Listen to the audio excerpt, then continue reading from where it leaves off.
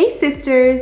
Today I'm going to talk to you about what I wish I knew about PCOS and dairy. Sirak will also be taste testing some delicious dairy-free favorites and comparing them to the original. I don't like this one at all. What do you say? Tastes very like cowy, like it just came out of the cow's... What are they called? Udders? Stay tuned until the end when I'll share how I turn a simple dairy-free grocery store find into a family favorite. Before we dive in, give this video a like to cheer on sisters like you learning how to reverse your PCOS symptoms. So I'm sure you've heard how the dairy industry has told us repeatedly that dairy is a health food and is actually required in order to be healthy. This is not the case at all. Some people do feel fine with quality dairy products, but the reality is that for most women with PCOS, dairy is something that should be avoided. Before I went dairy-free, I was really struggling with inflammation, like all women with PCOS. I had symptoms like cystic acne, bloating, irritability, and I just wasn't able to lose any weight. I wish I knew now how dairy was impacting my PCOS symptoms sooner, because I was eating cheese like an addict and I had no idea that it was flaring up my symptoms. One symptom in particular that it cleared up after cutting dairy was my painful cystic acne. Studies have shown a strong relationship between acne and milk consumption. And let me tell you, people could not believe the transformation of my skin after I cut out dairy. It was like night and day. Anyways, inflammation and insulin resistance were two major root causes of my PCOS that were clearly getting more aggravated the more I ate dairy. If you haven't discovered the root cause of your PCOS, check out this video on discovering your PCOS type. So, what was dairy doing? Think of it this way.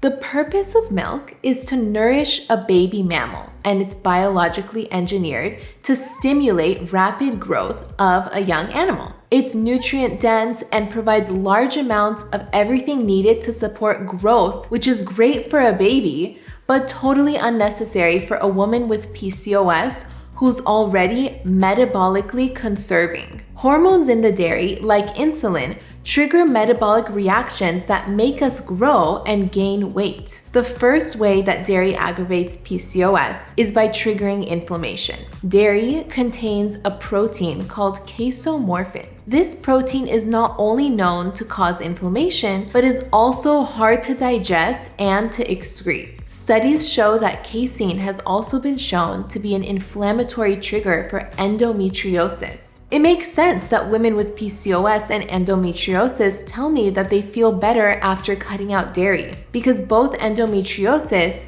and PCOS are inflammatory conditions. Not only is chronic inflammation bad for our long-term health, but it also affects our PCOS symptoms, like weight gain and hyperandrogenism. It makes our hormone receptors overly sensitive to androgens, like testosterone, and that leads to a lot of PCOS symptoms like cystic acne, facial hair, and hair loss. You could find that your symptoms improve immensely when you remove dairy for 1 to 3 months. I definitely did, and my painful cystic acne completely cleared, and my face was glowing once I cut out dairy. But back to casein. Not only is casein inflammatory, but it also makes us feel addicted to dairy. Comment below if you feel like you're addicted to cheese. I know I was struggling with that at first, but once I found out why it was happening, it got a little easier to quit. You're probably like, how do I stop eating cheese? Well, that casein found in dairy products, including cheese, converts to casomorphin. And casomorphin acts on your brain's opiate receptors, making you feel addicted to cheese. It can cause symptoms like brain fog and even more cravings in some people with PCOS. So if you're trying to stop eating dairy and you're finding it a bit difficult to kick that craving, just know that it's not your fault. The cheese is playing tricks on you.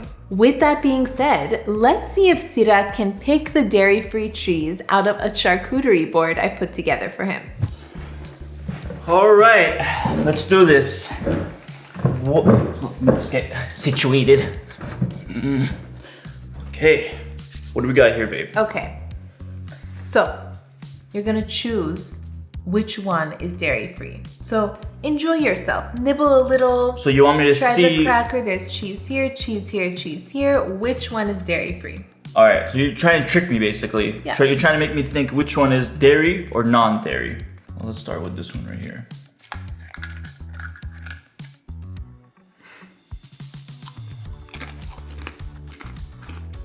That's good. It's coconut. See, I tricked you. Because it could be regular coconut cheese or dairy-free coconut cheese, because a lot of dairy-free cheese is made with coconut. All right, let's try this one. Wow, this is a strong taste. What does it taste like? Chives? It's really good. I like this one. I really like this one. I don't know what that is. I can't tell if it's real or not. I swear to God. See, I tricked you again.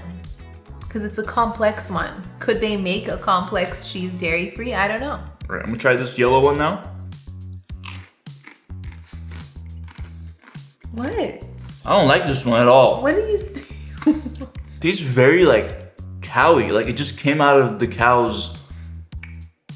What are they called? Udders? Oh my God, what are you It tastes like it just came out of the udders, like fresh. There's Okay. nothing. Guess which one is dairy-free. Okay, I'm gonna guess that the coconut one is dairy-free because a lot of time, the only reason why I'm guessing that one is because a lot of times they make cheese out of coconut, like dairy-free cheese out of coconut. So I'm guessing that one is dairy-free. And I'm guessing this yellow one is dairy-free too because it tastes really bad. You're wrong. Which one?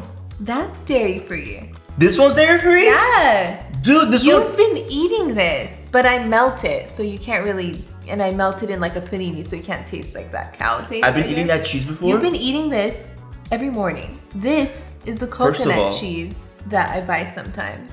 Funny story about this coconut cheese. When I went to buy it, I bought it for Sirak. And somebody was standing next to me and she was looking at me smiling as if she knew me. And I wondered if she was a follower or someone. And I was like, she's watching me order cheese. What is she thinking right now? Anyways. I couldn't care about your story at all. Okay. If I had to pick one out of 3 cheeses, I would pick this one that Italian says is dairy-free, but I don't believe her. It's dairy-free. And I have not been eating this. You're lying to the sisters. It's been in your paninis. You put this slice of cheddar. Is this cheddar? Okay, I don't know. But it's like a smoked cheddar. It's different. All right. Next. Inflammation, which all PCOS women have, impairs insulin sensitivity. Not only can the casein in dairy affect our level of inflammation, it also leads to insulin resistance. As a result, insulin hormone isn't able to function properly. It plays a huge role in PCOS weight loss and signaling ovulation. And when we have too much insulin in our bloodstream, it can trigger high testosterone in our ovaries and lots of PCOS symptoms. These PCOS symptoms include irregular periods, ovarian cysts, and hyperandrogenism. You could find that your symptoms actually improve after 1 to 3 months of constantly cutting out dairy. If you want to give cutting dairy a try, you can find lots of resources and recipes in the Sisterhood, the largest PCOS community of women who are losing weight with PCOS. I can't tell you how many women have actually lost weight after cutting out dairy. They told me that they weren't able to lose any weight by eating healthy, but once they went dairy-free, suddenly they were just dropping the pounds. This isn't because cutting out dairy is cutting calories.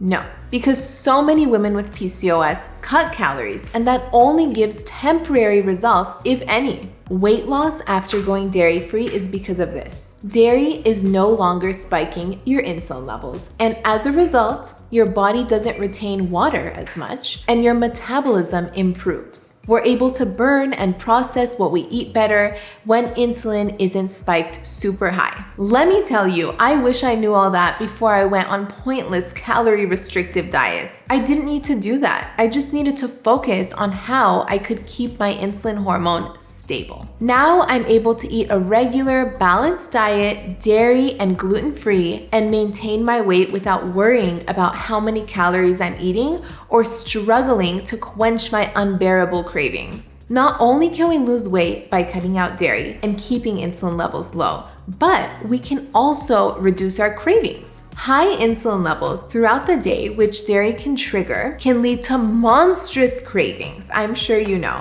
But did you know that dairy can actually spike your insulin levels as high as a piece of bread can? A small tub of yogurt pumps insulin as much as 2 pieces of bread. That's pretty surprising because when we turn to a healthy diet to lose weight with PCOS, we often turn to healthy foods like yogurt.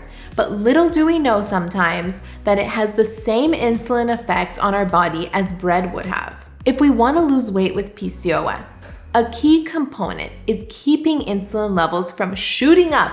We can only do that if we're reducing foods that spike inflammation and insulin, and dairy can be one of them. All right, now I'm gonna whip out some dairy-free yogurt and see if Sirak can tell the difference between a regular parfait and a dairy-free parfait. Hit me, baby! Wow, Okay, this looks so good. now you're gonna guess which one. Oh, they're both different. They look exactly the same. You're gonna guess which one is dairy-free, which one's not. Okay. I put Purely Elizabeth's granola on it. I put the raspberry chia jam. All right, everyone, make your guesses. Is it this left one or is it the right one? Let us know in the comments which one you think it is. Left or right? I swear I just drooled in my mouth. I almost drooled on national television right now. I know it's not television, but.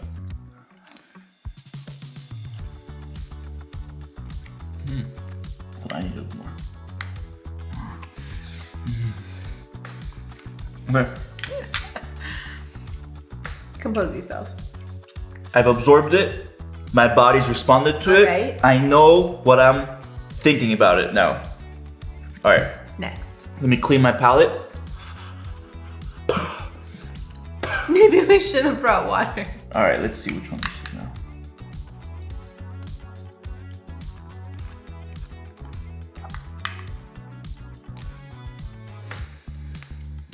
Okay, they both taste really good.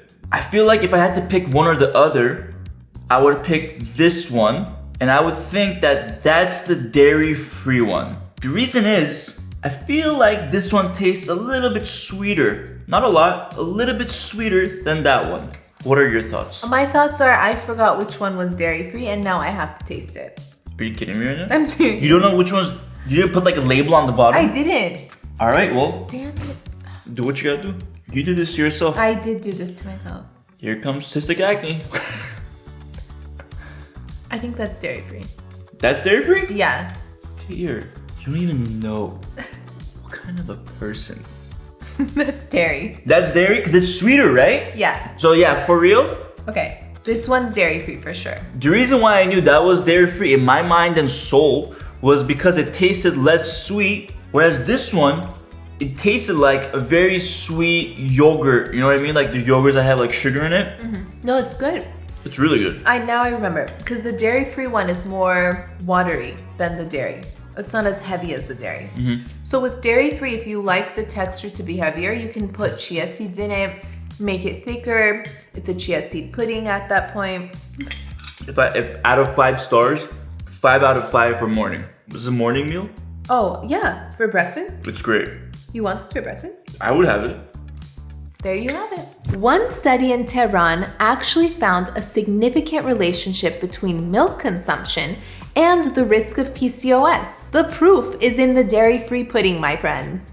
Dairy has long been touted as a nutritious source of calcium, but at the same time, it contains considerable amounts of female sex hormones that can compound the already existing hormonal imbalances in PCOS women like us. Normally, these animals would produce only enough milk to meet the needs of their calves. But genetic manipulation, and in some cases antibiotics and hormones, are used to cause each cow to produce more than 22,000 pounds of milk each year. Bovine somatotropin, also known as bovine growth hormone, is an animal drug approved by FDA to increase milk production in dairy cows. With that being said, you might be wondering if you'll get enough calcium and nutrients if you decide to cut out milk. Well, I was wondering the same thing at first, but then I discovered the power of chia seeds. That's right, chia seeds. One serving of these gluten-free, dairy-free seeds contains more calcium than milk, more antioxidants than blueberries, and 3 times more iron than spinach. They also have more potassium than bananas. They could almost be classified as a daily vitamin due to their rich content of vitamin A and B and magnesium, zinc, copper, and phosphorus. I typically add chia seeds to my dairy-free milk to give it an extra boost. Not only do I use chia seeds in dairy-free milk, but also in chia seed pudding and smoothies and grain bowls and anything you can put them in. I really just put it in anything. So let's see what Sirak thinks of dairy-free chia seed pudding and regular chia seed pudding. Is there a difference? Okay, so what do we got? We have chia seed pudding. One is dairy-free and one is not dairy-free. Can you guess which one's which? Chia seed pudding. Now I tried this for the gluten-free one that we did and it tasted amazing. Let's see. I'm gonna try with this one first. Those chia seeds, man, they taste like bobas in your mouth. Oh, yeah. Cool. I got you. Well, let's see what this is about. How watery this is. This is for sure the dairy one. This is dairy.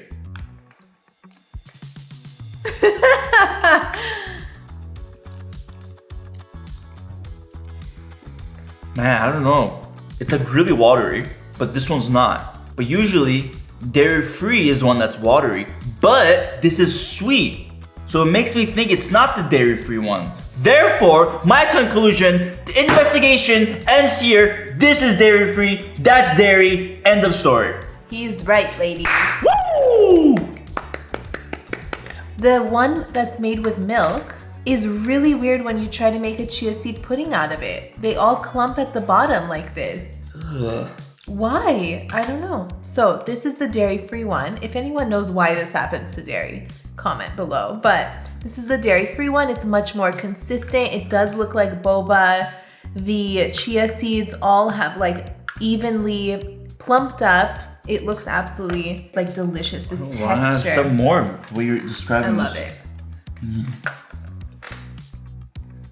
Once again, I added protein powder to it. I'll link it below.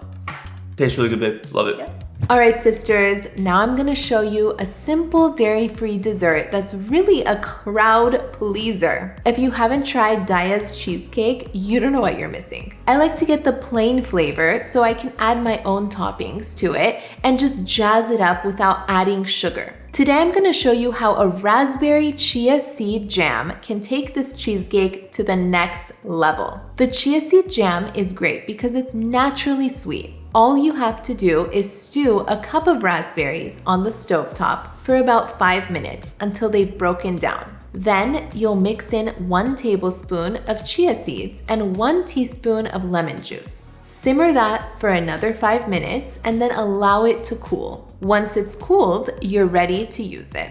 Now just drizzle it onto the dairy-free cheesecake and top it with some cocoa nibs for an unsweetened chocolatey crunch. Now you've got yourself a delicious PCOS-friendly dessert that everyone will love.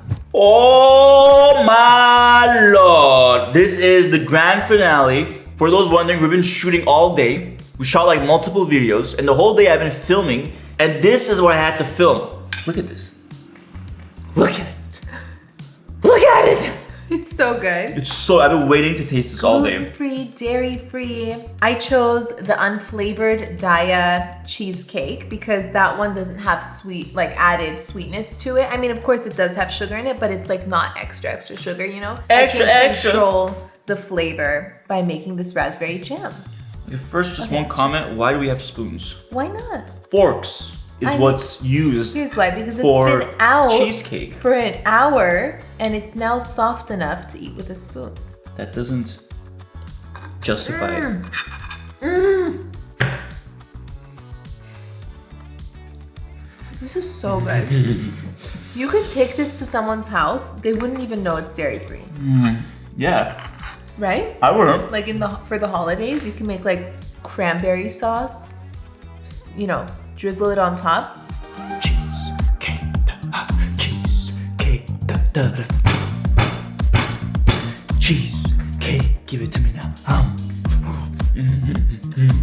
This is diet, right? Yeah. Honestly, tastes so good. The jam on the top, the cocoa nibs on the top. Cheesecake Factory, you about to go out of business. That was cheesy line, wasn't it?